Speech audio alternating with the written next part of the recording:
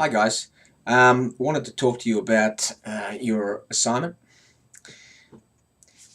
Your assignment is an opportunity for you to demonstrate your understanding of the 4 key questions that we've been trying to get you to stay focused on throughout the semester. What is it that you're actually selling to whom? Is there a compelling reason for somebody to actually want this thing? Is it possible for you to protect your IP and or put in place some blocking strategies? And is there some form of commercialization pathway, business structure that you think would be appropriate for you to use? Now the challenge for you across the semester has for you to be able to come up with ideas and to be able to start applying these 4 questions across those 4.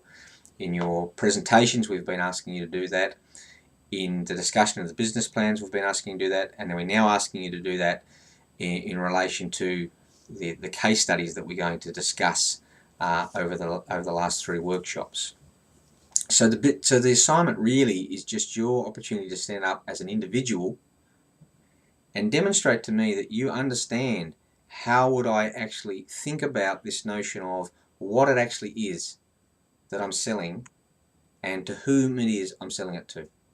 So obviously, clearly you have to have an idea, some sort of an idea to begin this process with. It doesn't actually matter if the idea is feasible, doable or not. We're not actually casting any judgment on the nature of your idea.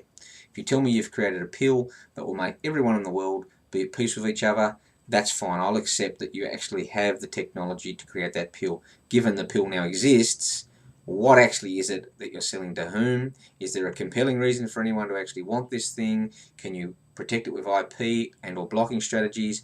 And what type of commercialization pathway do you think you'll enter into as we go? So let's go through these. These 4 questions. You don't need to make this a hugely long, drawn-out assignment.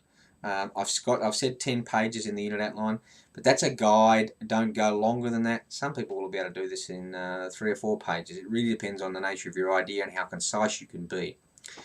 What I'm looking for in the first instance is you're going to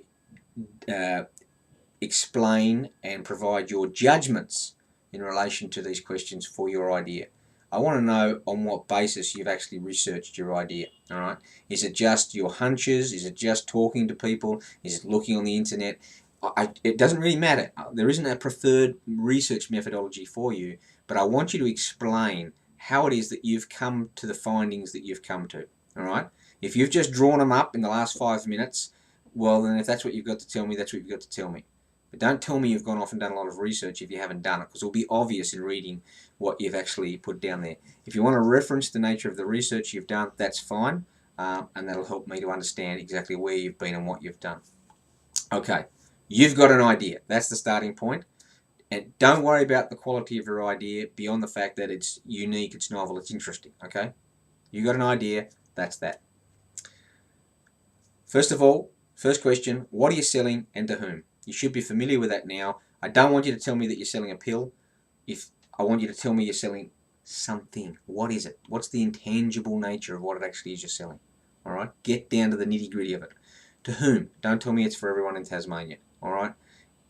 Drill down.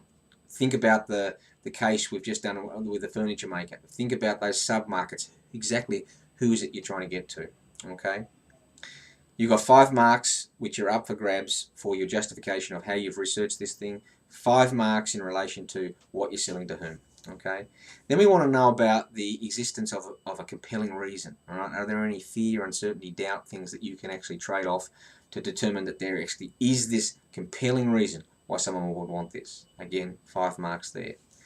Your justification of IP protection and or blocking strategies. What is it that you can do there? You need to go back to the Tom McCaskill scale and the sustainability paper and look across those the 5 different types of blocking strategies that you can use and try and work out what would be applicable. The worst thing you want to do is offer me an idea and sort of say, well, I think it's that, and I'm looking there going, well, it's obvious that you could protect it this way or protect it that way, because then you're leaving yourself exposed. But another 5 marks there. And lastly, you've got to explain your commercialization pathway and your business structure that you're thinking about using. With the pathways, we've placed on Milo for you the key summary of what Polly presented in class last night, looking for those 6 steps.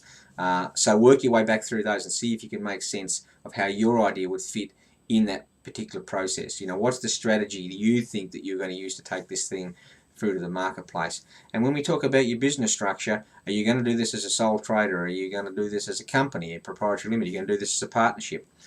You make sense from that. You can go to the Australian Tax Office site and you can see some very basic descriptions of those different types of entities and where they would be most suited and where they wouldn't be so much suited. So, any questions, by all means give me a call, but just follow the guide that is in your unit outline. It's very clear. There are 5 areas upon which you're going to be assessed for 5 marks, right? And we want an explanation and justification of each. Just don't simply say it's this and it's this.